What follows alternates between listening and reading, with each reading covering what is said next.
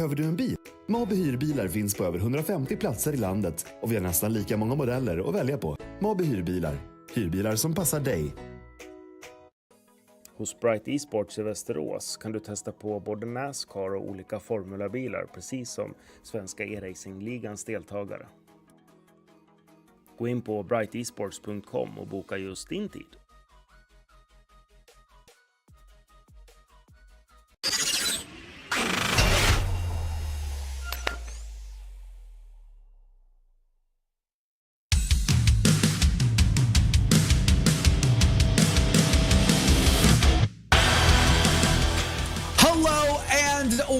Welcome to the +46 Studio Grand Prix at Motorsport Arena Oschersleben. It's the Bohlin Svenska iRacing.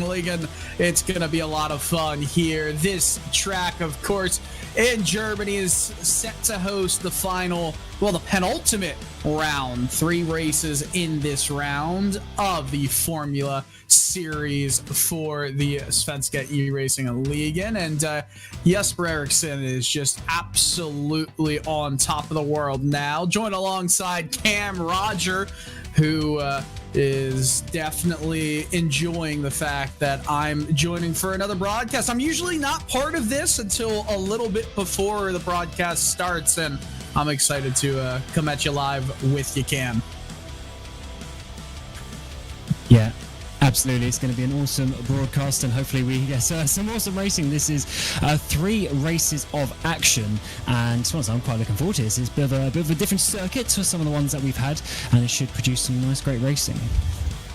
Absolutely. We take a look at the schedule right here. It's been a pretty solid run of races, 6 locations, 6 dates, but there are 18 rounds in total. We started the season in Barber in the United States. We're going to end the season in the United States in just 2 weeks after this. Of course, you see 12, and 15 laps are going to be the 3 rounds that we're at in the race today, tonight, wherever you are. We take a look at the point standings, and yowzer, Jesper Eriksson over Henrik Lindhoff, 110 points. I don't see Jesper losing this championship no matter what happens over the next 6 rounds. I mean, we're 2/3 of the way through the season, and Eriksson has that huge advantage. Lindhoff, for his own right, has a good advantage on Tobias Olsson for P2, but other than that, that P3 battle is a really close one, and one we'll watch, as well as the P5 battle in the championship standings, Cam. Yeah, with the point system as well, it's things can change very quickly if you start having some bad races. So I wouldn't be surprised if we see a few positions change. But yeah, when you get these with these big gaps, it is looking very likely that the positions aren't going to change too much at that point. But hopefully we get some nice clean racing. Unfortunately, what we've seen so far this season is maybe not the cleanest style of racing, and therefore, some drivers get taken out, and the points can change very quickly at that point too. And we're taking a look on board with Jesper Eriksson here. 2 minutes, 45 seconds remaining in this qualifying session. Of course, this is the Grand Prix circuit that is used at Oschersleben, Motorsport Arena Oschersleben, that is. And Olsson, fastest lap by far, almost 2/10 over Lindholm for that fastest lap. Kind of wild that you see those times starting to come through. Helfrid Olsson puts it in P2 right now, but still just underneath a 10.5 back of Tobias Olsson. So really good mark that he set right there, as we're just 2 minutes and change to go. Oscar Fredriksson still moving through the corners here, getting some heat in the tires, it looked like, or that was some pretty quick cat-like reflexes, excuse me, I can't even speak.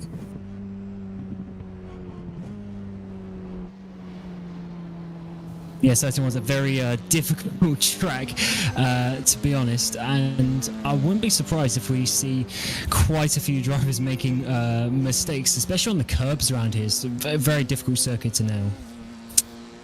Yep, very difficult circuit to get right here at Oschersleben. Of course, it's a lot of difficult but also fast corners here. Of course, coming down that front stretch, you get that turn 1, which is a 90-degree left angle, but as you try to get back onto the start-finish straight, you got some wide sweeping corners, as you see right there, with just over a minute to go in qualifying. And over the line, Ekison will get into P5, so a pretty nice result there for him. Or actually, that was the 81 of Halfley Dawson, so they're both all trying to get times going at the same time.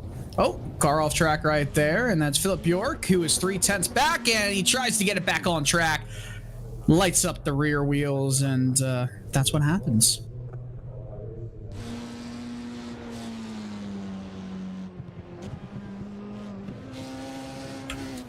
So Jesper Eriksson going through that chicane right there. One of the earlier parts of this track, believe, even though he won't be getting to the line most likely before this clock ends, I think he'll still be able to finish this lap.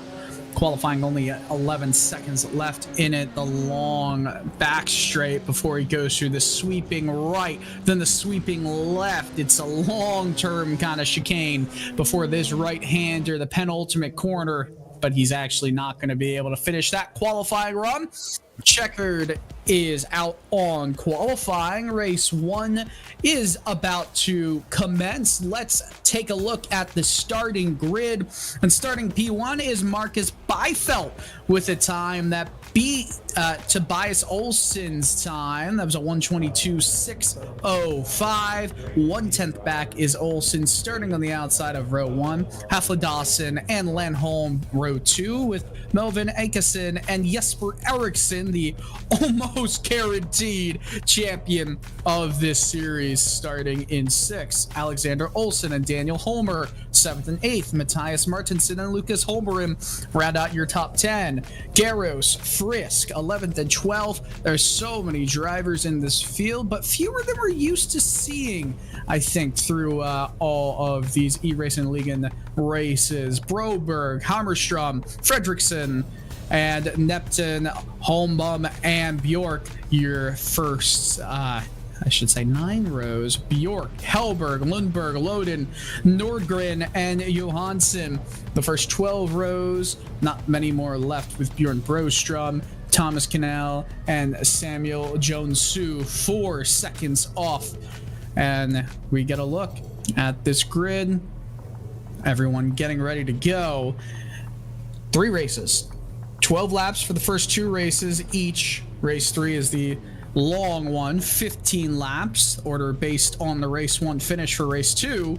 And then you invert the top 15 from the race 2 finish, and you'll basically get the pole sitter being who was in 15th. But I think everybody is getting ready to go here. 92 Fahrenheit on track temperature, clear skies, set for August 19th at 1:16 p.m. Lights are out. We're underway here at Oschersleben. This long run down to this 90-degree left angle corner before the sweeping right of Hotel. Turn 1. We'll see if there's any catastrophe. Look at everyone coming through this sharp angled corner. The left, the right. So far, so good. Look at all these drivers trying to battle for position, and into the lead with a little bit of a gap is Byfelt. He keeps it, and everyone's getting through pretty calmly so far.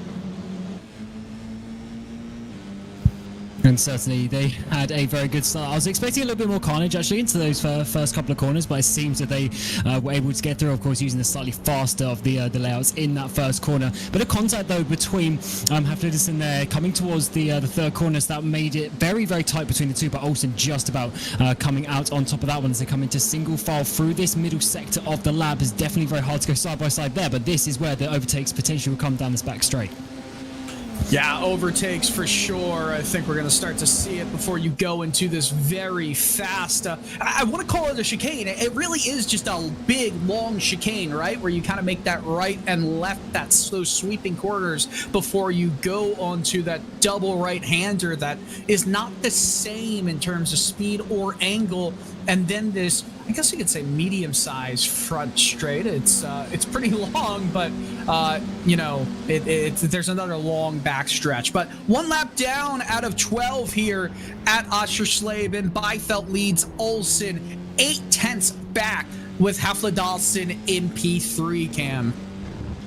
Yeah, and there's definitely a few names that we expected to see up towards the front. Of course, Ericsson there a little bit just behind inside the top 5 as well. So good start for some of the top drivers, but it's going to be a difficult one over the course of the 12 laps and, of course, 3 races to come. But yeah, the important part here is getting a good position, because the result of this goes into the grid for the second race. So if you get taken out here, you go all the way to the back and you've got so much work to do in that second race. So that's why these drivers, in some ways, want to take some risk, get the extra points, but at the same time you've also got to be making sure you're not dropping too far down the field.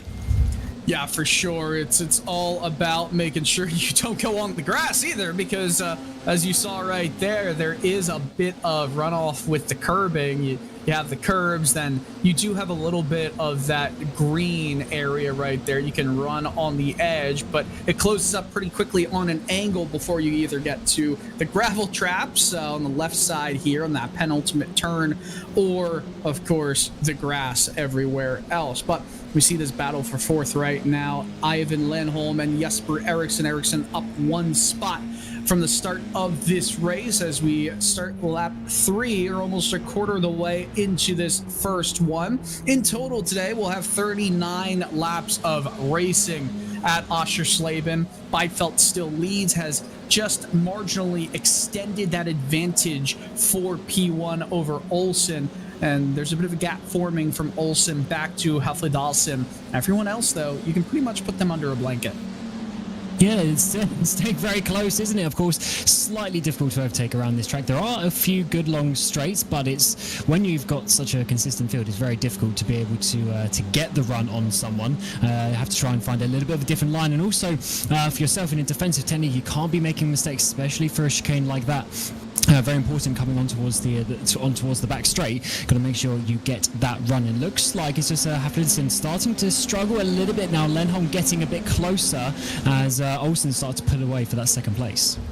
Yeah, Olsen trying to just get into a position where he can, you know, I think he knows he's not the fastest car at this moment, but Olsen just absolutely made a mistake right there. He's starting to push it really hard, and that gap from second on back has definitely disappeared. Beifeld starting to disappear in front. Look at that, just a speck on the radar. It's becoming that 105 machine, but everyone else behind Olsen, you see there's a little bit of aero dependency they'll lose going through some of the faster corners, but of course this is one of the slowest corners on track with the very sharp, slow 90-degree left-hander before that sweeping right-handed curve brings you back onto some of the faster portions of this track. The first sector is fairly technical. The second and third, I guess you could say, it's pretty much just throttle down and hope for the best. Always get a bit of a dive here in towards the hairpin. Oh, this 666 machine has gone around. There's Neptune. That's a very weird place actually to be. Must have been some contact on the entry of that corner to be spun around. Definitely not a place you'd expect the cars to be, but let's see a replay of that one, as I'm sure there would have been some help. Yes, it was a number 10 machine going up the inside there, making contact as he has to roll off the track there. A bit unfortunate for him, just getting spun around. Yeah, definitely unfortunate right there. And oh, look, it's the 81 of Hafledalsen. What a save. It's a great one to keep the car on track, but he's going to lose a bunch of positions right there. Was running in 3rd, back down to 7th. He is still within reach, though, of getting into a higher spot. Just look at this train. Olsen in 2nd. The gap between Beifeld and he is 3 seconds. That's pretty much the same gap that we're seeing all the way from, goodness, I mean, if you go back to 11th to 2nd, it's that same gap. Look at that. That's a visual look there. Oh, as Ericsson there gets up into the podium places in third. Of course, the number 37 machine. Look at all the teammates lining up in behind, but he's now having to defend massively. But yeah, you're right. What's that? 7 cars on screen. Oh, we're just a couple of tenths apart. Awesome racing here around Oschersleben. Just shows that you can stay close. It's just getting the overtake is what you need to work out around this sort of circuit. But for Haflidsson there, making that mistake in the Shell S, I think that's going to be quite costly for his race because getting back, a couple of positions is going to be hard enough, let alone about 4 that he lost in total there. And especially with how the leader of Beifeld has just absolutely gone off, he's definitely not going to be getting a race victory today. Yeah, definitely not going to be a race victory in this one for at least Haflidsson. But hey, listen, Beifeld, he's going to have to deal with the invert if this is kind of how it looks in race number 2, because then he would be put back to 15th with his speed. Though, if that's the case in race number 3, I could definitely see him just crawling through his field, or through this field. And look at this, Lindholm looking at Ericsson, pulled to the left, tried to just take a little peek down the inside. Now we're around Hotel here at turn 2 sweeping section. Ericsson up 3 spots in this one, and now he tries to go after Olsen. And I will say, after Olsen made his slight mistake, because look at that could have been a really bad disaster, a lockup right there from Haflidsson. He's really trying to get back moving in this back, but Olsen made a mistake on lap 3 of this race. He almost went off track. He let this whole group of cars come right to his gearbox, but I have to say, he has definitely recovered pretty decently here. He's still being trailed by everybody, but he has not made another mistake yet. We're almost halfway through this one. Yeah, he did have a bit of a look on Olsen in towards the first corner, but unfortunately couldn't quite make it stick, especially with the faster turn 1 that we have here. You have to really send it, which is a bit of a shame because, it's a bit of probably the longest straight on the track, but it's a bit difficult to make that overtake, but it is better than the alternative, which is that absolutely terrible first chicane. If you've ever seen the replays of the incidents there in real life, it is carnage. So it's definitely a lot more fun and safe doing it with this one. As we come on to lap 7 of 12, so coming into the second half of this first race of the evening, and this train of cars is absolutely awesome to see, but very difficult for these drivers to try and work their way through. But let's see what Ericsson can do, because I think he's slightly closing that gap on Olsen now. Yeah, Ericsson is right there. It was 3/10 flat just a lap ago between Olsen and Ericsson, but it's definitely kind of stabilized at this point. Still a really good job by Olsen right here to just keep that spot. Ericsson, of course, he's been one of the best drivers, putting on one heck of a season in the Svenska Eracingligan. And not only that, but if you look at his stats, if you look at his numbers in this one, 4 wins leads every driver in the field. Tobias Olsen, for his credit, he has 3 wins this season through 12 races. But where it just gets wild is that Ericsson has finished in the top 10 in 11 of the 12 races that he's competed in, but he's only gotten 1 pole position, and he still has a 110-point lead on Henrik Lindhoff. That is unbelievable. Tobias Olsen, he has 5 poles in his season out of, well, I guess now you could say 13 races, but he's only converted 3 of those races this year into a win. And I think it just shows you how the qualifying isn't really everything in this series, with the carnage that we've seen in quite a few of the races. This one is a lot more tame, actually. We go back to races, especially at Alton Park. It was just nuts, the amount of action that we saw, and just the cars going off left, right and centre, and that really just changes the order of things. And it definitely shows you that if you are a race driver compared to a qualifying driver, you can get those results. What qualifying does, though, it gives you that advantage, and that's something that Olsen has had. Even go back to the very first races back at Barber Motorsports Park, he had a very good one there. Was there a bit of contact? Was that just a lock-up? I think it's a bit of a lock-up there. And definitely showing that they're starting to push, though, in that battle. Ericsson's really putting the pressure on Olsen now. Yeah, Ericsson is certainly putting that pressure on, and Ericsson barely makes a wrong move. But Olsen, to his credit, remember, he's still one of the fastest drivers in this field. Olsen, pretty much when he finishes or when he has a good race, he is usually up in that top 5 area. Ericsson, to his credit, it's pretty much the same. He has 8 top 5s through 12 races this season, but Olsen, he's got 7 top 5. So he also has 1 fewer starts too. That is what we have to remember at the same time. You know, Olsen is doing all of this, and he's at where he is in the standings, 3rd with 11 races. Now, we talk about Byfellas. There's a move right there. Oh man, there's going to be some contact for sure. Yep, they're going off. That was just you can't put 2 in one corner right there, but somehow they recovered quite well. Jack Frisk gets back onto the track, and we'll catch a replay here, Cam.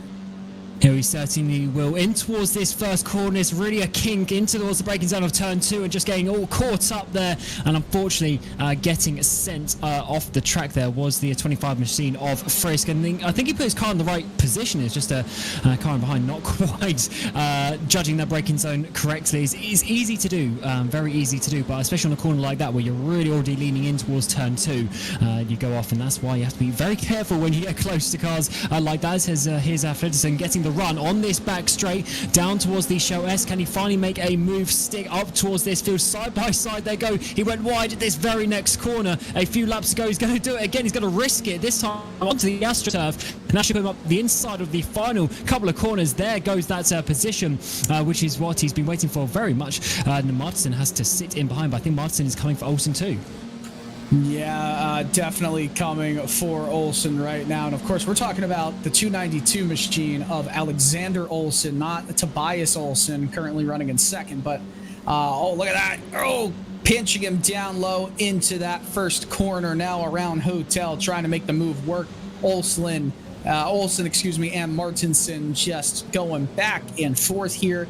Definitely a little bit more of a gap, though, 10 laps into this race between all the drivers that were under a blanket earlier in the field. But that 292 machine is still trying to hold strong, but also chase after Halfledawson. Now we look back at the 091. This is a battle for 3rd position. Olsen 2nd, actually. Olsen in that 091 has definitely been tracked by Ericsson, and I wonder if Olsen has backed up just a little bit, because Lenholm has joined the battle mightily now. He certainly has, and this is getting very close indeed. Of course, Olsen sitting 3rd place in the championship, a little way off actually. Lindorf up ahead, but he's very close, just 5 points ahead of Haflidason, so he wants to be keeping as many points as he can between him and his championship rival, who of course is the 81, is down in that 6th position. But just in general, I think he wants to be Jesper Eriksson. Yes, has been the man of the moment over the last few months here in the Bohlin Svenska iRacing so let's see what happens up towards turn 1. Is there no, not quite enough for him to make an overtake. But in the background, we've seen some cars fan out side by side, trying to make some move. I think that's Dan Holman, the 79 machine, trying to make a move. Yes, it is up the inside there of turn 2. That should be a nice move if he can get it. It's going to be Giros on the outside. He might lose 2 places here. Might lose 2 places here. Looks like there's definitely a shot inside positioning going to that 36 machine. And oh boy, Garros is trying to make the move. He definitely got that done. But the 79 just in front of Holmer, he's starting to already pull away from the pack there, and he's going to try and chase after Martinson. I just don't think there's enough time. There's just 2 laps to go in this race. More like, I like to say this, a lap and some change. And race 1, oh man, yeah, tried a little bit too hard. And Holmer lost multiple positions right there. He'll lose another, and he was pushing. I don't think there was much of a reason to push that hard, though. Oh, yeah, just losing already mid-corner, so just pushing those rear tyres too much, and potentially in the first sort of, well, I'd say half of this race, but we're just a couple laps ago, put the first 90% of this race, and unfortunately just into that corner, losing the rear, and that is some important points as we come on to the final lap. 12 of 12. Remember, first race of the evening, 2 more still to come, and Byfeld is leading the way by over 4 seconds. What pace he has brought to this championship since debuting back at Winton a couple of rounds ago, and this is really starting to put his name out, and really actually sort of making us wish that he was here in the first couple of seasons, maybe to challenge Jesper Eriksson. Well, that's the thing, right? Marcus Byfeld, he is coming into this race You know, there's only one driver ahead of him who's had less than the maximum number of races in this season. You know, 12 races, now 13. Well, coming into today, Byfeld only ran half of the races, and he was marked as 11th in the standings. You can definitely know that that mark is going to go a little bit higher by the time that this 3-race block is all said and done. He's had a dominant performance here, and I don't think he pushed as hard as he could. I think he sandbagged once he got that big margin, that big gap he needed. One more corner to go. Marcus Byfeld is going to win his second of this young season. Dominates race 1. This 12-lap shootout, it will happen once again. Yeah, certainly will. Very strong performance, and in behind is going to be Olsen coming across in second place, and Jesper Eriksson very narrowly missing out on that by coming home in third. And look at all these drivers still fighting up towards the line there, as the 50 machine almost getting a run of Martinsen to the line. Certainly some very nice racing here around Oschersleben. It's not the easiest one to make those overtakes. The side by side in the background again, one of the Force machines, I think that was just getting squeezed out. So I think this is really going to open us up to a pretty exciting second and third race of the evening. We maybe don't get those side by sides every single lap, but when you do make an overtake, they are very very strong and awkward moves. Yes, and you saw that quick and close battle with Simon Green in the 585. Let's get the results here at Oschersleben. And Marcus Byfeld wins by 4.2 seconds over Tobias Olsen, with Jesper Eriksson rounding out the podium. Ivan Lenholm, Michael Haflidasen, Melvin Akesson, Alexander Olsen, Matthias Martinsen, Christopher Garros, and Oscar Fredriksson, your top 10. We continue moving back with the 11th place driver, Jack Frisk, Lucas Holmer and Daniel Holmer, Victor Hammerstrom, Philip Bjork, Eric Lundberg, Pontus Nordgren, Fredrik Neptun, Haflidi Johansson, and Simon Green, your top 20, with the remaining few drivers in this race being Kasper Bjork, Linus Hellberg, Klas Loden, Sebastian Broberg, Bjorn Broström, Cedric Holmbom, Samuel Jonsu, and Thomas Knell. Those last two drivers, 6 and 10 laps down. Byfeld fastest lap on 1:22.646. That was his time. Now, the starting grid. You know what? It's going to be the same exact way we just explained the results. That's how they're going to start here in race 2, 71 degrees. The time has been pushed back a little bit in this August day. Was a 1:19 p.m., I believe, start earlier. Now it's a 6 p.m. start. So it definitely has cooled off some. How will that affect the racing cam? Well, it's in some ways it does give a little bit more grip, but then if it cools down too much, then as soon as you lose that grip, the drop off is even more. So just like we saw with Dan Holmer there losing the rear end in the last couple of corners, I don't know if we're going to be seeing that this time around. I don't think we're too cold for that, so should actually be some pretty nice temperatures for these drivers. I know 6 mile an hour wind as well, so it should be a very very nice one. Of course, Byfeld starting on the front row there, the yellow machine, and just looking through the standings, he's up into 11th place in the standings despite only doing 2 rounds, basically half the season. And so if you doubled, he's done half the races of everyone else, and if you double his score, then he has way more than Jesper Eriksson at the top. So in the last few rounds, he's definitely showing his pace, and let's see if he can get the double victory tonight. But of course, it's all reset, and that gap goes back to 0. Well, gap is definitely going to. I think it's going to be elongated from Byfeld this time around. I don't think he's going to have any problems with getting that speed off the line. The best chance Olsen has and Eriksson has is when the lights go out and the racing gets to going here in race 2, round 2 of this 5th location of the season, Oschersleben. It was a fun race 1. Race 2, hopefully, will provide the same excitement. Lights out, away we go. We head into turn 1, left hand 90 degree. They all bunch up. Byfeld easily has the lead. Will anyone tuck to the inside. No one can on Byfeld. They all snake through Hotel. Some cars going a bit too wide through that opening corner, but once again, we slot back onto the short straightaway before making this left-hand turn. Oh, so far, so good. I see all the cars actually continuing to be side by side down in towards the hairpin cars. A few cars running out wide onto the Astro, and you can really see actually the camber drop off there. Got to be careful, especially a bit later on in the race, but we come through the triple apex left hand. Everyone following through rather nicely indeed. We stayed in the same positions, especially for the top few, but let's see if Byfeld can pull away, or can Olsen put the pressure on. But we also know Jesper Eriksson sitting in that third place. He now has an opportunity to win. He's a lot closer, doesn't have to get through the field like he did in that first race. Just has two cars. He's already getting close, getting into that slipstream. Yeah, Ericsson right there. This is going to be the danger zone, right? Ericsson started in 6th last time, has some staunch competition, and Byfeld has not been able to escape on lap 1 like he did last time. Still though, as he kind of rides that sausage curve, everyone in behind, look at how aggressively these drivers are taking the corners here. Ericsson, Olsen, Byfeld, your top 3 in opposite order. They're starting to just marginally pull away from Hafle Dawson, who's made his way into 4th in this one. Good running for him so far.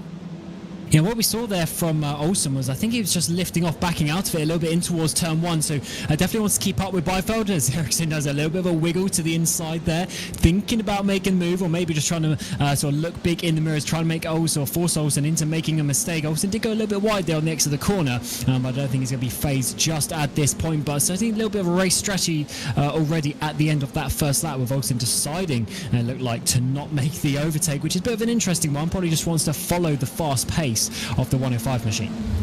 Yeah, it's going to be difficult to follow, but doing a great job right there. Olsen definitely got a little bit too much curbing through that quick chicane, and it kind of put him unbalanced, but he's got a good run down this long straightaway. Pulls to the inside. Olsen, Byfeld side by side. Easy does it. And Ericsson's going to now try and move into 2nd. Byfeld had that win easily last time. Not going to happen this time. Right now, Olsen gets to the lead of the race, the first non-Marcus Byfeld leader in this round at Oschersleben. And here comes Ericsson as well, potentially down this front straight. Olsen already with a bit of a gap, so there's not going to be the huge amount of slipstream there. Havlicton in 4th place already goes to the fastest lap, but no, they back out of it. In towards turn 1, don't decide to have a dive, as we saw in that first race already a couple of accidents in that corner when you do so. But there is that is Havlicton in the on the camera, and he looks very calm at this moment in time. Of course, the reigning champion of the road course series, last time in the LMP2s, this time in the F4 cars, and he's doing not too bad, seeing 4th place in the championship so far. But I definitely think Byfeld's crown so far, Oschersleben, is going to be under threat, because Olsen is looking fast, and I think Ericsson is going to be having a move at some point. Yeah, Ericsson is not one to just be patient, right? He wants to make moves quickly. I do think Byfeld will have some speed to keep up with Olsen. Obviously, he's still in this race. It's just not going to come as easily as he hoped for, as Ericsson gets way wide there. Byfeld did not even use any of that red and white curbing there as we head down this stadium straight into the Shell S before we move to the final 2 corners. Bauer, the penultimate one, and Sachsen-Anhalt in the final corner. You know, I don't think my German pronunciation is quite at the level that you'd hope for, but for an American, I don't think I'm doing too bad. Yeah, neither me. A couple of difficult corner names, of course. As towards the front, we saw Ericsson just drop off the back of Byfeld a little bit there. Olsen is under attack, so I thought he might have been able to pull away. He looked confident, that's why he went to that race lead. But now Byfeld is really starting to come back here. It's the 91 and the 105 machine battling for the 2nd race victory of the evening. But of course, there is a further race to come with a reverse grid as well. So while they will be battling for the win now, it's going to be a lot more difficult for them to come back through the field with the top 15 being reversed. But for now, this is where they want to get the points, and that is why Byfeld is pushing so hard. And once again, Dylan, we're seeing a bit of a train forming towards the front. It seems like it takes a while for the field to spread out here. Yeah, the field is not spreading out that quickly, but I think that's what we saw from the last time. We've seen that a lot through this Bohlin Svenska Eracingligan series on the Formula Road part of things, where things don't get spread out for quite a while. This is actually one of the smaller fields that we've seen, and which makes sense, right? We get later into the season, the championship is out of the picture for some drivers, as there's a lockup, I think, from Biefeld right there. So some drivers don't, come into the session, but you see that this is a long train with the caboose still being in the back, just passing that DRS zone. I think that's all the way 18th with Holmbaum. So 1 second separates first. Well, that's quite a lie right there, but there's a lot of drivers within a relatively close range. Holmer was that driver in the 79 that's kind of at the tail end right there. So anyone could get some positions. I just think as we move through this halfway point, if you're not in this top 5 pack, you're going to have a hard time winning this race. Oh, definitely. It's not one where you can jump up, 6-7 positions like we've seen in some previous ones. Although maybe we'll see some crazy things happen in the reverse grid race, especially with the speed of Biefeld coming through some of the midfield runners. As it stands, the top drivers are doing sort of mid to low 1 minute 22s, whereas the drivers in the midfield are sort of in the high 23s, 24s. So there's a bit of a pace difference there. So maybe there's some action coming our way in that second race. But yeah, the top 5 have got a little bit of a breakaway, but then there's another sort of 5-6 cars in a second train. So I definitely think it's just one of those tracks where everyone can remain close. As Olsen to the front there, running a little bit wide, definitely showing that he is pushing and he's trying to get that gap enough to hold off to Biefeld. And Biefeld, definitely he's close, but I don't think he's quite close enough this lap. Not close enough, but he's definitely holding tight. Is there any drivers, in this field right now that you feel like could compete for this win? I mean, obviously we see the top 5, but I know Hafle Dawson, he's got some immense speed. It's just, can he put the topmost speed that he needs to win this race for the length of 12, and then the next race 15 laps? I'm not sure. Ericsson, of course, he's so aggressive, and when he smells blood in the water, he goes after it. I just, it's going to be really tough to, if you get that lead, to hold that lead, because once you make that move, you better try and make that second move happen, because you saw earlier when Olsen got the move done on Biefeld going through that Shell S, the S curve, the long chicane, not here, of course. This is just I guess you could say the normal chicane here. But once he got that move done, it kind of opened the door up for Ericsson to go down the inside and do a swap over from the outside on Biefeld, but just couldn't complete the move. Right here it was. So if given another chance, I think he might think differently about his aggression levels there as this race moves past the halfway point.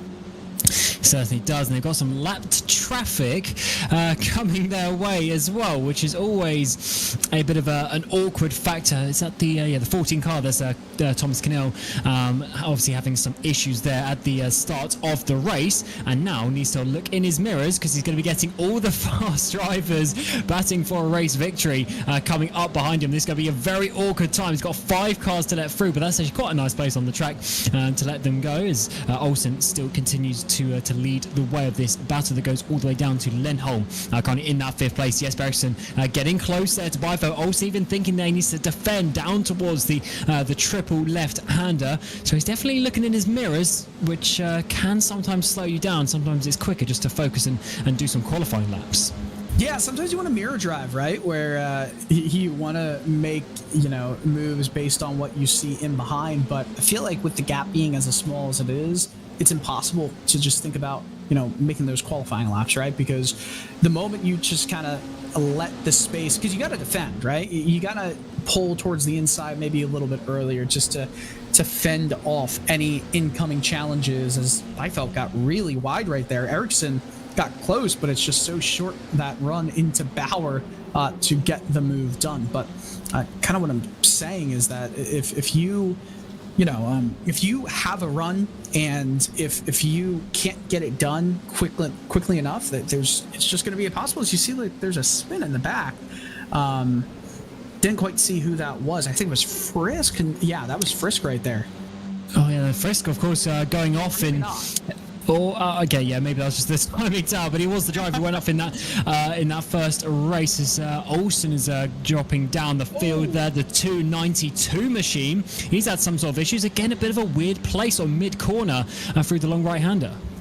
Yeah, look at that. He got loose, tried to correct it, and to his credit, he did a pretty decent job of not having it go completely off track. But if he was able to just keep it straight, that would have saved him a lot of headache and a lot of lost spots. But I was talking before, I totally lost my train of thought while watching this train we've got right here.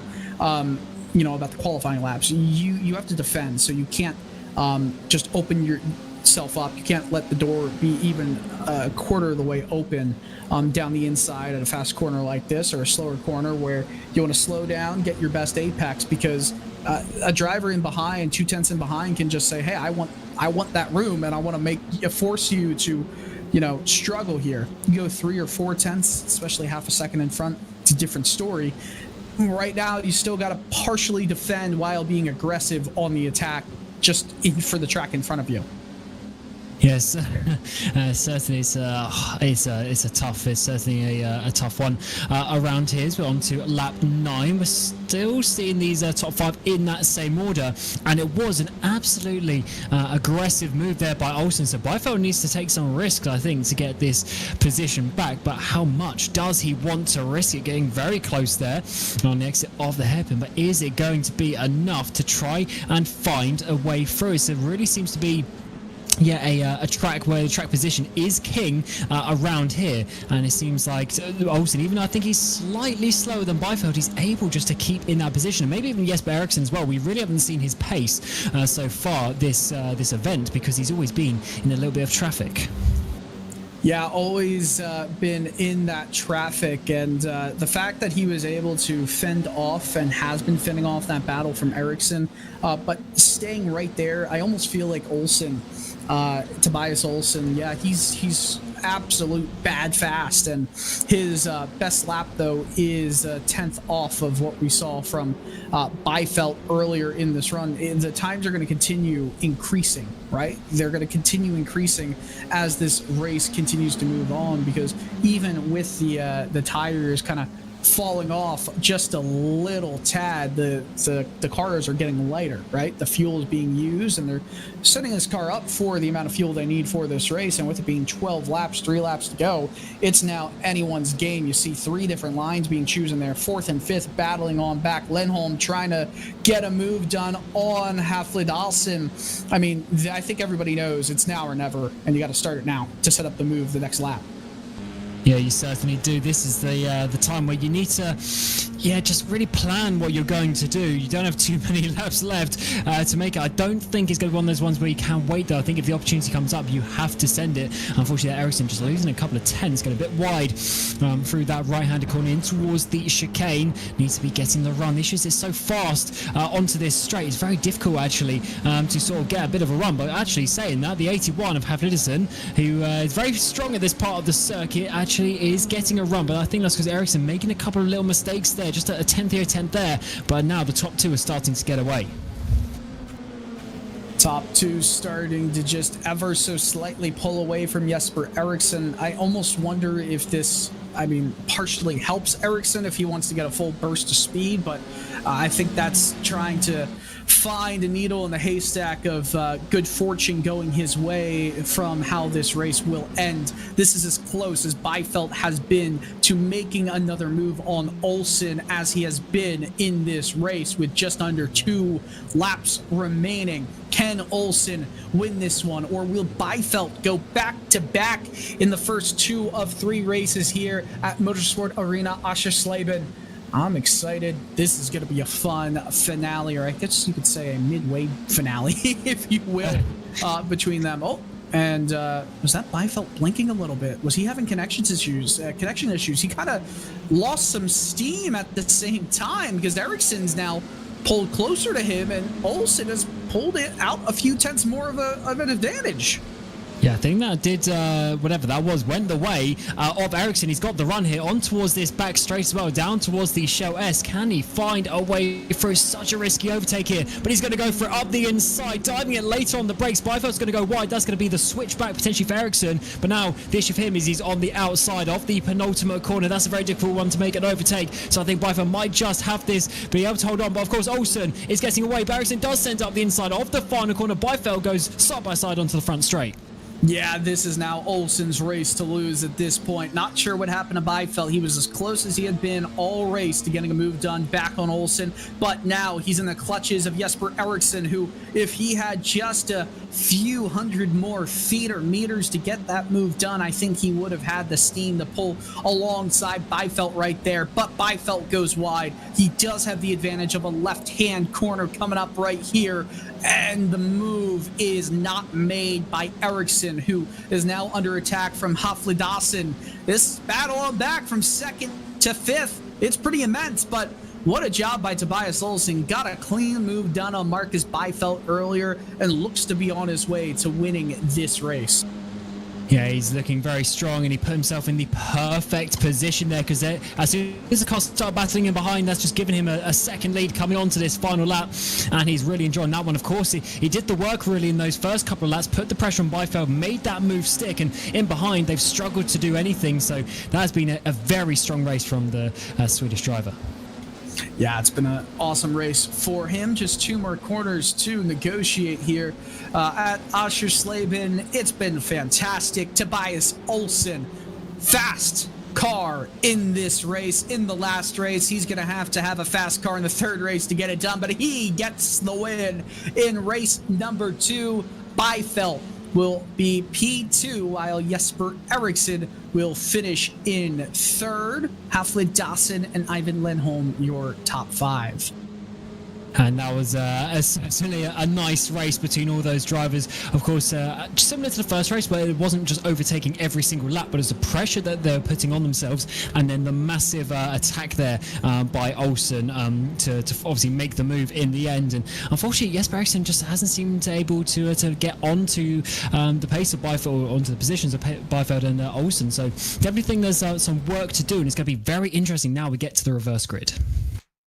We get these race results here with, of course, we talked about the top 5, but Mattis Martinsson finishes in 6th. Pretty good. And look at Froski, got 7th after spinning in race 1, with Melvin Atkinson, Christopher Garros, and Lucas Holmgren rounding out your top 10 from 11th on back to 20th. We've got some more drivers finishing where they did. I believe Daniel Holmer finished in 11th. Keep it with that fastest lap being a 1:22.241 by Marcus Byfeld. But there we go. And Daniel Holmer will, I'm going to give our producer grief for that. Alexander Olsen will finish in 12th, while Oscar Fredriksson 13th, Victor Hammerstrom in 14th, Pontus Nordgren, Eric Lundberg, Simon Green, Clay Sloden, and Cedric Holmgren, while Fredrik Neptun finish in the top 20. We continue rolling on with the race results. 21st is Bjorn Broström, Samuel Joensuu, Kasper Bjork, all finishing on the lead lap, while Kendall, Broberg, Hellberg, Johansson, and Philip Bjork finish multiple laps down. All right. Well, before we get to race 3, we've got some partners with the Bohlin's Svenska iRacing that we have to thank on RaceSpotTV. We'll be right back.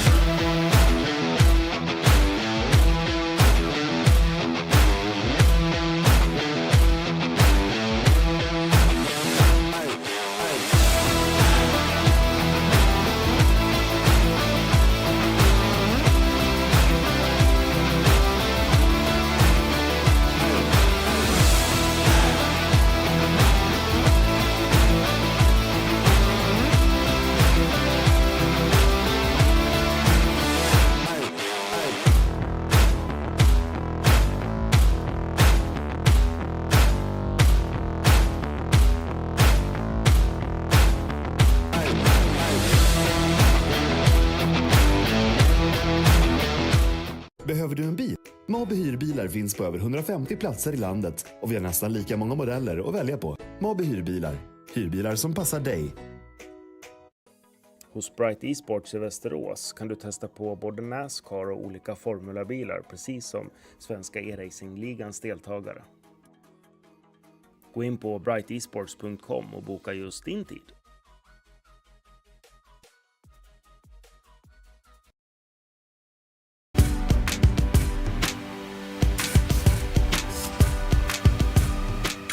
Welcome back to the Bohlin Svenska iRacing at Motorsport Arena Oschersleben for the final of 3 races here today in the Svenska Esports Formula League. Of course, it kind of rotates back and forth each week between an oval and a road series. A lot of races left in the oval side, not as many left in the road side. Dylan Coyle alongside Cam Roger with me. And Cam, I know it's been, quite a good first 2 races, but with a little period of just warming up before we get into the 3rd race. It is a longer one, but only 3 laps longer. I don't expect to see different styles of racing, just maybe some different competitors out in front with the inverse of the grid.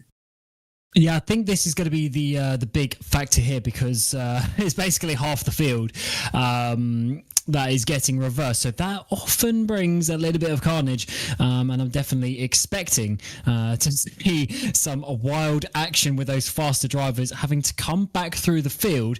And as you said, they do have a few more laps to try and get past, but I don't think it's going to be easy for them to do so.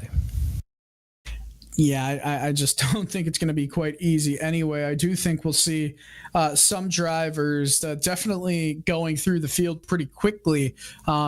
And it's more the drivers who have been competing in the top 5 pretty much every race that we've seen here today so far. They'll be starting from 11th to 15th. Of course, the inverse of the grid makes for an interesting, kind of moment for some of these drivers who might not have had the chance to win to kind of get moving and up the field. We so often see non-repeat winners in this 3rd race, the longer race, but I think the amount of time that is in this race and for the taking kind of changes the game up just a tad, because with there being an extra 3 laps, it definitely makes the the amount of time we can possibly see some passes happen even more so. Yeah, definitely. As let's get the grid with, of course, the invert being taken into place.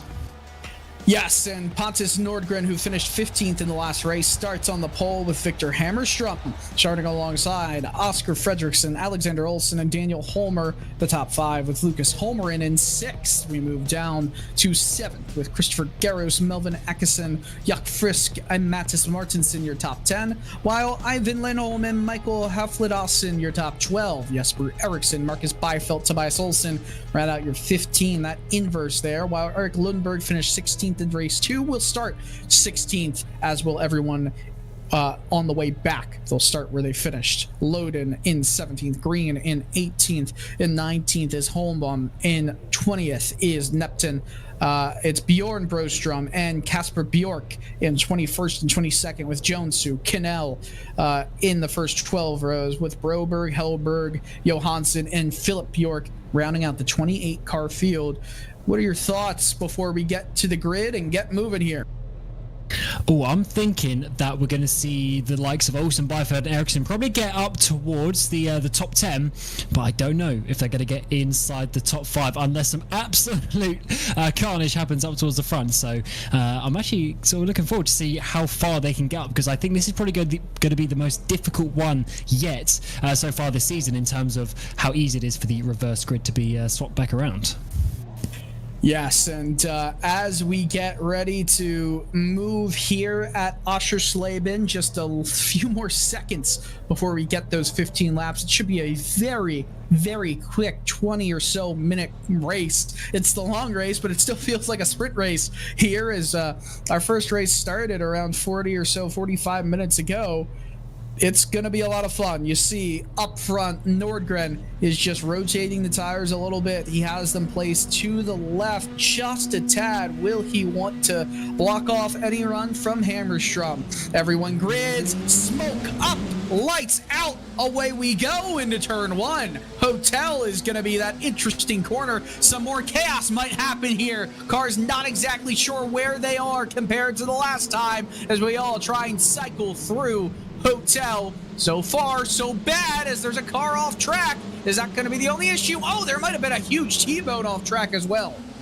Yes, Nordgren, unfortunately, from the front of the field, dropping down. So there's definitely a huge amount of contact there in the opening corner already in the second corner of the race. I think that's your front right. You got around. Oh, huge crash in the background coming out to the hairpin. Absolute carnage. Almost half of the rear field getting involved. And is that? I'm trying to see exactly everyone who's involved. I know Olsen is currently scored his 15th. Bjorn Brostrom out of the race. Lundberg out of the race. Cannell out of the race. What a horrid day for Thomas Cannell. Oh, goodness. What a horrible start for some of these drivers. Yes, there's further contact off the track there, but then we continue our way up the field. It's all looking good so far. There's Bjorn Brostrom coming through the hairpin, and I assume there's going to be cars already spun. Yes, there is. Cars already off track, 3-4 cars, and he gets hit from behind as he tries to slow down, but by this point there's already cars. I think it's one of the Prix Sport cars without a rear wing. Further contact there in the midfield is just absolute carnage here to start Oschersleben. Yeah, absolutely. Just carnage indeed, but it's also drivers who are kind of, not taking their time trying to get through the messes that happen in front. I know it's quick and they happen quickly, but also remember, self-preservation and making sure you can finish the race is the most important factor in determining where you finish the race. But we've got an Olsen in second, but it's not Tobias, it's Alexander Olsen. In terms of the drivers we saw earlier in running up high, Hafle Dawson's in 8th, Ericsson's in 9th, Marcus Beifelt in 11th, Tobias Olsen is in 13th, so Tobias did not move up many positions there. Everyone else, I mean, we got a lot of cars out of this race right now, or at least in pit road, so like I said, cars not necessarily sure of where they are and where they're starting. Some different aggression levels here, and obviously chaos ensues. Yes, it's definitely, it was that carnage that I was talking about, and that has led Ericsson to get up inside the top 10. It's got Haflidsson just in front of him, but how much further really can they get in terms of the race? Martin is making a move there as Haflidsson's actually he's gone off, potentially lost a couple of positions. Giros has gone through now. Oh, further contact I think is being made. Giros has gone around, dropping down the field. Haflidsson was definitely involved because he's lost another position. That's led Beifeld to go up inside the top 8 now as Holmer sets the fastest lap. Let's get a replay of how that one happened. Yeah, it just looked like 2 cars getting collected right there, and unfortunate for the 36 of Christopher Garros, but he went off track. There's been more wrecking and carnage in this race than there have been in the first 24 laps of the first 2 races combined, but Daniel Holmer has that fast lap, a 1:22.805 that was set on lap number 2 in the +4.6 Studio Grand Prix here at Motorsport Arena Oschersleben. Another car off track and another car that disappears to the garage with a tow. So the attrition rate is very high here. Yeah, I wasn't expecting that, to be honest, with how we saw the first couple of races happen. They were suddenly a lot more calm. We did have a couple of accidents here and there, but it's literally just a couple. And yeah, as you say, Dylan, basically more that has happened in the opening 3 laps here, or really 2 laps, than the whole, rest of the previous 2 races. A very, very weird evening of racing, but I guess this track is a little bit abnormal to some of the other ones. Definitely has his own challenges as to the front. Of course, this is a battle that we are looking for. Olsen, Fredriksson battling it out for the lead, but in behind we got Holmer who's got the absolute train of cars in behind inside that top 5. This is a good opportunity for the likes of Olsen to try and get a race victory. Alexander Olsen, of course, not able to get close in turn 1 though. Yeah, not able to get close yet, but I'll definitely say this. I'm impressed with Fredriksson as well. Alexander Olsen doing a good job, and they're starting to pull away from Holmgren and the likes. Jesper Eriksson has gotten by, and Marcus Byfeld has gotten by Michael Haflidalsen, who just set the fastest lap as well. So, you know, Haflidalsen has actually lost a spot. Is that the same car that's just been chilling off track every time we go through that? I think it is. That's yeah, I think a good it way is. to watch the race.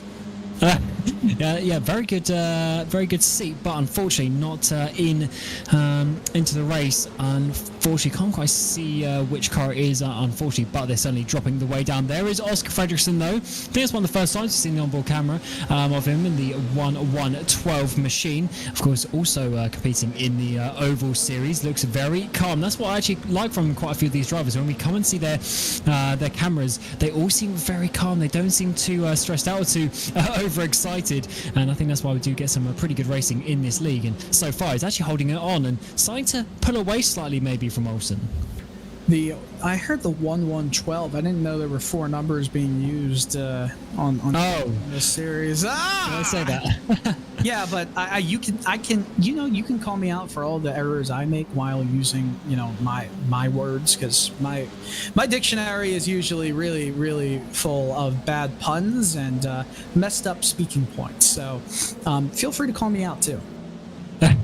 Yeah, that's a good one. Yes, the 1-1-2. Of course, I was thinking in the background, I think it was Augusten there just getting past Holmer in towards turn 1 that time around. So it definitely is the opportunity for some overtakes here if you can try and find your way through. But looking a bit further down, Eriksson and Byfeld, they're still there in that 7th and 8th position where they have been after that crash for Havlidsen, who's now in behind them with the fastest lap. So he's certainly coming for them. Position still up for grabs for all of these drivers, as we have now 10 laps to go at the end of this one.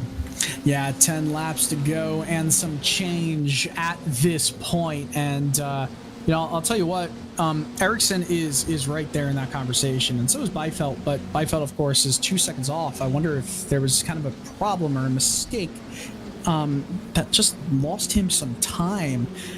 He's starting to gain it back, but you know, it keeps going up and down and going through the corners, obviously, at different rates, and you'll sometimes close in a few tenths at one corner because driver is faster up ahead at a slower corner. But nonetheless, Eriksson making a move down the inside, but holding strong is Martinsson. They're still side by side. Good defense from Martinsson right here. I don't know if he'll be able to fend off Eriksson if they're still side by side heading into this 180-degree corner right here.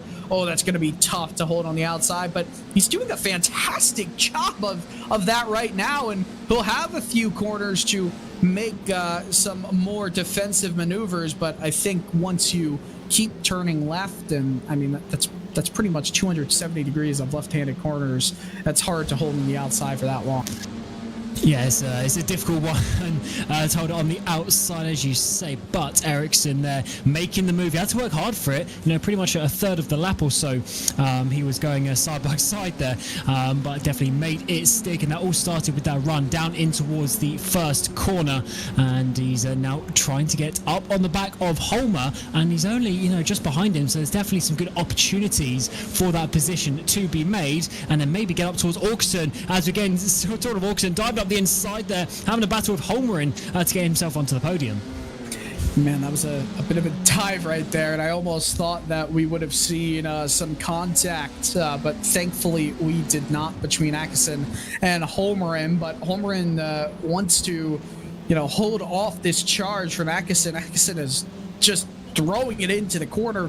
I think he also knows the threat that is in behind. You know, if he is the next one up on the chopping block for a driver like Eriksson or a driver like Byfeld, that leaves a few scaries in sight. Yes, it's definitely difficult when you see drivers attempting some of the things that we have seen, but it looks like they're going to be going for it in the final half of the final race of the evening, as Augusten still is trying to get past Holmgren's going over the road a little bit, trying to hold on to that position, as he really obviously wants to keep onto that podium. That'll be a very nice result if he can get that. That's what the reverse grid does, really. It gives you those opportunities for drivers who maybe maybe don't have the pace that day to be able to get themselves up there. And Holmgren's actually only had one top 5 so far this season, so this will be another one to add to the list if he can finish there. Yeah, this would be another, another part you can put in the basket of a fantastic statistical season. And what is wild to me is that once this race ends, we've only got the Homestead road course to go before everything kind of ends here, as we see some side-by-side battling. Homer and the 15 of Martinson going side-by-side. You know who that opens the door up for. It opens the door up for Marcus Byfeld to make a move, but he's going to have to try to make it on the outside. He knew he couldn't do it. He's just going to pull back, and there's almost some contact, a wiggle from the 79 of Homer. Loses that spot for good to Martinson. Yeah, certainly does, and that's a couple of positions that he's lost as Ericsson, of course, worked his way through on the previous lap. So Homer, unfortunately, dropping down those couple of positions now. Needs to look out for Byfeld, who's got the purple lap time as it stands, and maybe even Haflidason in this second half of the race. Getting very close between those drivers as they work their way on to this back straight. A bit of smoke was up in the air. Maybe one of the drivers going a little bit wide onto the grass there, but it's only closing up actually between all these top drivers.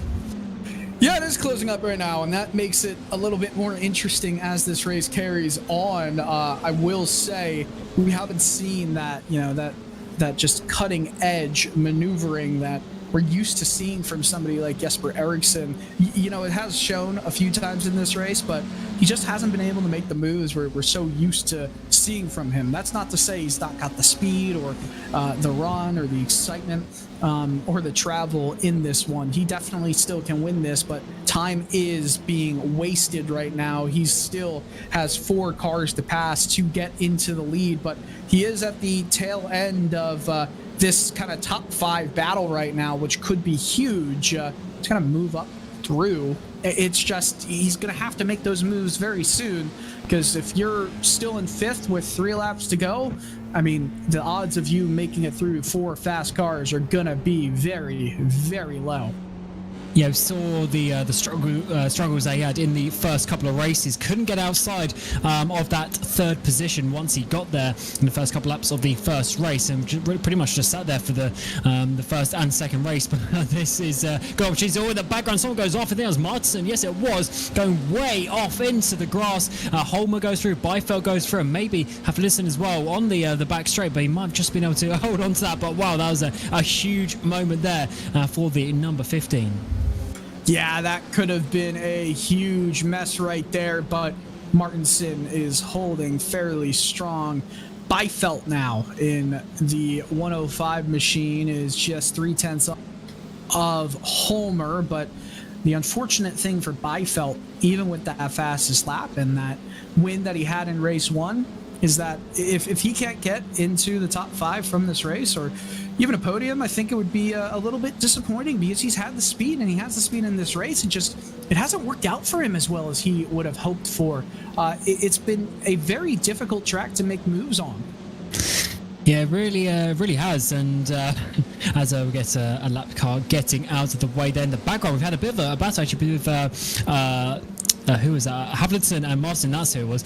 They swapped battles a couple of times in the previous lap, and now it's Havlicton. He's got himself back up into that 8th position, showing you can make some overtakes stick, but it's just a sort of a two-way battle that they've got for that 8th position as it stands. When you get up towards the front and everyone's in a big battle, in a single file battle, definitely a bit more difficult to make those overtakes. Here's Byfeld though, getting a run down the back straight towards the Shell S. Can he finally make a move up the inside? It's going to be a bit of a late braking maneuver. Side by side there goes, space given between the two. Lovely racing as there's Homer on the inside there, but Byfeld gets the inside line in towards the penultimate corner, and that was a very brave move.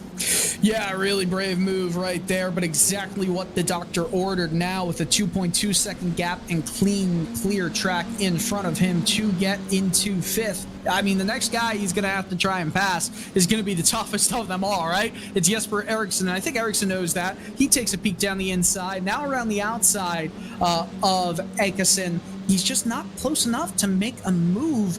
He's struggling, but I also think he's getting pretty upset. Look at the conditions on the track. We didn't move that much ahead in time. We jumped pretty much, I guess you could say, 4.5 hours from race 1 to race 2, and the conditions changed by around 20 degrees Fahrenheit, and of course the cloud coverage, and it didn't really matter. It's clear skies, but it was more the sun kind of peering below that that horizon and below the trees that kind of cooled the track off. Now, though, it's not much of a difference from race 2, right? It pretty much started real time a few minutes after the end of race 2. So the conditions are very close to what they were the last time these drivers were racing. As here's a peek to the inside. Almost a collision right there between multiple drivers. I think this is going to be an unfortunate moment for Ericsson right here. Ericsson around the outside,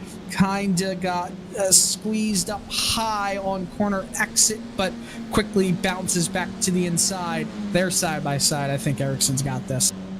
Yeah, he should have it on the inside of turn 1. He's got the high line as it stands in towards turn 1. Yeah, into turn 2 now. Has that one worked out? And to be honest, he's made up more positions than I was expecting in this race, up to P4. I know there was a few issues here and there, but slowly, one by one, he has been picking them off. And a few of these drivers have been dropping further back. Of course, Holmer more recently than Oxen just there as well. Up into the top 4 is the championship leader, looking very, very strong in this race. But Oxen, I should say, is actually starting to come back and getting very close to Ericsson. They're trying to follow him through. And now Holmerin, who's trying to hold on for a podium, is now going to be under attack from the 37. Yeah, Holmerin is going to be defending for his life right here. Remember what I said, if Ericsson was still in 5th with 3 to go, we'd have problems. Right now, Ericsson's in 4th with 4 to go. Now it's just about getting 1 car per lap, and he's going to have to get moving quick now with Byfeld in 6th. He is just half a second back of Ericsson. At this point, though, Byfeld is not looking at another win, but he could easily be looking at a top 5 and an outside shot at a podium finish. Olsen half a second in back of Fredriksson right now, and that also brings me to where Tobias Olsen is. He's in 12th. He's had a struggle of a race, and it's not what we're used to seeing from him in the 091, of course, with the win in the last one. Yeah, it's been a difficult one. I mean, his lap times are looking a little bit slow than he would have wanted, so that's certainly not the pace that he would have hoped to come out with at this race. He was looking very fast, of course, taking victory in that second race, but just hasn't been able to get up the field. Yeah, I mean, his fastest lap is a second off what these guys are doing up towards the front, so obviously having some issues there at the start of the race, maybe just dropping back, maybe getting a bit of damage that we didn't see in that sort of big crash at the start of the race. So it's definitely been a more difficult third race, and that's why when we have these 3 race formats, you have to be consistent. And I think, with Ericsson getting up into the top 4, maybe even getting a podium, that's really showing that consistency that you can work your way back through, and he is getting closer. He definitely would have been having to lift off the throttle there on the back of Holmerin, and I think Holmerin's going to struggle to hold on to this. Yeah, I think that as well. Holmerin is trying his best, but at some point, everyone just gets a little bit uneasy and a little bit too aggressive. But for right now, with 2 laps to go, it is still Holmerin in 3rd. Obviously, he's going to have to put on a masterclass of defense to keep 3 fast machines behind him. It's going to be tough with a couple laps to go here, as there's that 4-way battle. Any one of these drivers, to be honest, can finish on the podium today. The final position on the podium, even Byfeld in that 6th place, if things start to go awry for these top drivers. The drivers in front of him, they can certainly swap around very, very quickly indeed. Fredriksson is holding on very nicely from Alexander Olsen inside that top 2, but it is this battle really that we're looking out for the podium positions. Olsen there getting a little bit awkward in the final apex, and that just led Byfeld to go a little bit wide to avoid him, which has opened up that battle just a little bit. But I do think this is going to be a big job for Holmerin to hold on. Just 1 to go at the line. Those 1.5 laps is running out wide. There goes Auxon, as that just drops him off the back of Ericsson for now. Yeah, Ericsson, at this point, I don't think we're going to see a race winner other than at least the top two in this one. So Ericsson is going to have a rare offer, it looks like, in this round at Oschersleben. But hey, if you get a top 5 and not win any of the 3 races, but a top 5 in all of them, I still would say it's a job well done. Is Ericsson going to feel that way if we get a chance to talk to him? We'll see. We'll talk to the podium finishers with 1 lap to go, and Holmgren right now is in a podium position, still holding on strong. Hard to pass, hard to make a move here. Now, coming out right-hander, there's going to be 270 degrees worth of left-handers coming up, so if you can get that inside track or be single file, it always bodes well for the car in front or on the inside. That's exactly what we're seeing from Holmgren right there as we go through this triple curve section. Very similar to what we see from Istanbul, with that left-hander kind of like one small corner followed by one small straight followed by one small corner. Talk about that 3 ways. We move down the stadium straight. But while this battle continues moving on, Fredriksson is moving ahead. He's got just 2 more corners to contend with once we go through Bauer, the Shell S, once we get through them. Bauer and Sashin Anhalt. I think this was a perfect race for the driver of the 1-1-2 machine. He got closer, Olsen did, but as he rounds the final corner, it wasn't enough. Elation about to show on Oscar Fredriksson's face. A fist pump with the left hand. Well done to win race number 3.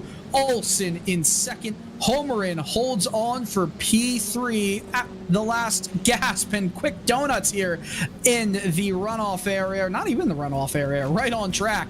What a great showing, I guess you could say, from all of these drivers. So yeah, why not donuts for everybody? Yeah, nice battles up towards the front there. Of course, Ericsson and Beifeld, top drivers from that middle race of the day, getting up inside the top 6, both of them. Tobias Olsen, unfortunately, finishing down in 12th place. They lost a few points there to some of his championship rivals up ahead of him. But Celsius, look at the absolute smoke show that we're seeing here down at number 1. Loving to see that. But yeah, definitely, it was an interesting evening of racing, actually. But here is the unofficial result. Yeah, very interesting indeed. Oscar Fredriksson wins that one by a very uncomfortable looking gap on Alexander Olsen in second, with Lucas Holmgren rounding out the podium for third.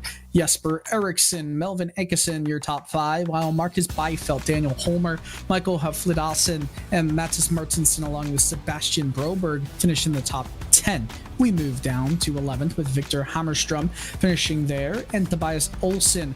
Unfortunate showing for the driver of the 091 machine in 12th after winning in the last race. Klaas Loden will finish 13th, with Christopher Gerolsen 14th and his teammate Fredrik Neptun in 15th. Haflidi Johansson, Samuel Jonsu, Philip Bjork, Pontus Nordgren, and Simon Green finish in the top 20. And what an unfortunate result for Nordgren, who I believe started this race in the lead, did he not?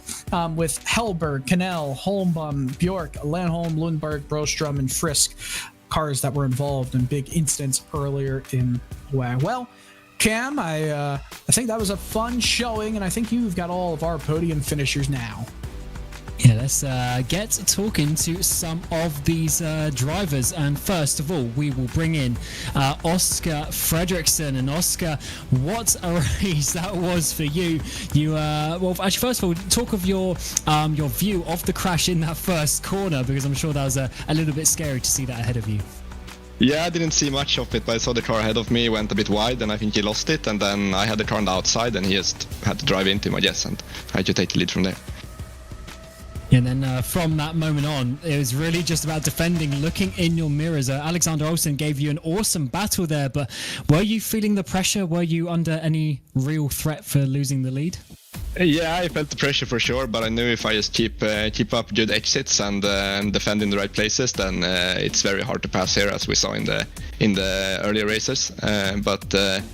Yeah, he definitely put the pressure on for sure, but in the last half the race there, I got a bit more of a gap and could relax a bit and focus on driving consistently. So it was a good race. Yes. And some nice points for you today. First win of the season. Do you think going into the final round next couple of weeks' time, do you think there's an opportunity for you to get another race victory, or is this a bit of a lucky one? What do you think? Maybe. It's a track I've never driven before, at least the road course. So don't really know what that race will be like, but we'll see. I'll definitely give it a good shot. Yeah, well, congratulations for today and taking victory in the third race. Good job. Thank you. And next we'll bring in Lucas Holmgren, of course, having a great battle in those final few laps there of the third race of the evening. And Lucas, you really had a lot of pressure in behind Jesper and even Melvin as well, really trying to take away that podium. But just how did you handle that pressure holding on to the P3? Well, I got great support from my teammates, cheering me on all the way. I knew Jesper wasn't going to do a banzai move on me, so I knew that I could leave a bit more, what would you say, air, you would say so, for him. So that helped a lot. I struggled all through the first 2 races with overheating my tires, so I got good pace in the beginning, but I started to overheat my tires in the after lap 10 or so. Yeah, certainly. I was going to ask you about that. How did you find this track? It was certainly a bit more of a tricky one, it looked, from our point of view. Yeah, overtaking was kind of impossible. If the person around you didn't do any mistakes, then you could get by. I did a few mistakes, especially in race 1, I think, race 1. But that was really the only way to overtake on this track. And you couldn't really pull away because the slipstream was too powerful, so it was challenging. Yes, certainly. And congratulations for your podium, and hopefully we'll speak to you next time in a couple of weeks. Thank you so much. And lastly, we'll bring in Pontus Nordgren, of course, starting at the front of the field for this final race. But unfortunately, you had a bit of a crash there. Do you want to tell us that from your point of view?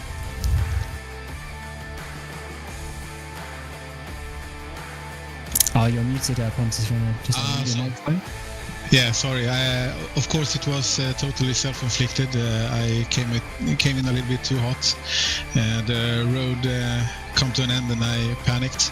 So the rear locked up, and then it was the grass for me. And unfortunately, you get a bit of a replay on the screen there. Yeah, just seeing you, losing that on your own. What do you think you could have done in that race? Of course, it's a bit difficult to overtake. Do you think you had the pace to hold on? No, the fast guys, they are really fast. I'm not very used to drive along traffic, so I'm inexperienced in that way. So I usually tend to let people go if they come up behind me, and of course I don't want to ruin anyone other's race, of course. So I would probably take it very safe if some of the faster guys had joined. And looking towards the final race of the season in a couple of weeks' time, what are your plans for it? Are you going to be putting in some extra practice, or is it going to be just the same as normal? Yeah, if you can get to the 15 place in the second race, it gives you something to drive for. So it's nice to see that I can be there up there sometimes. Maybe I will put some extra hours in. Start right now. That's good to hear. So we wish you luck for the final race at Homestead in a couple of weeks. Thank you.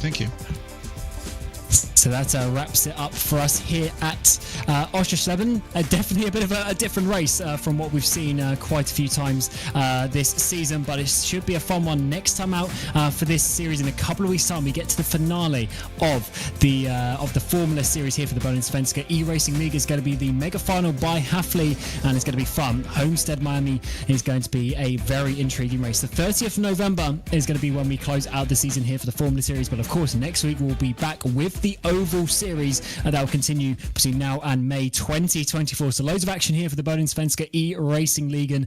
This has been myself, Cameron Roger, Dylan Coyle, alongside me, and of course Josh Lee of this RaceSpotTV broadcast doing the production behind the scenes. It's been a lot of fun, but until next week and a couple of weeks' time for the final of the Formula Series, we wish you a very warm goodbye.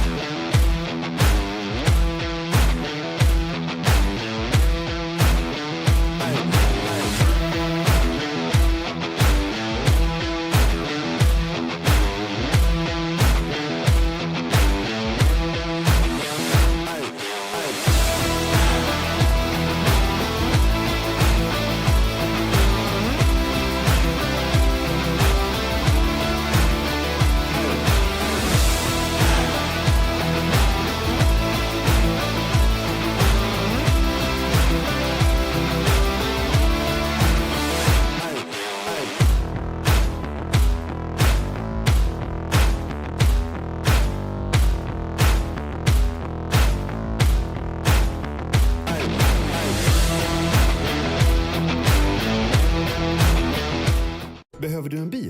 Mabe hyrbilar finns på över 150 platser i landet och vi har nästan lika många modeller att välja på. Mabe hyrbilar. Hyrbilar som passar dig. Hos Prix Esports i Västerås kan du testa på både Nascar och olika formulabilar, precis som Svenska Eracingligan's deltagare. Gå in på brightesports.com och boka just din tid.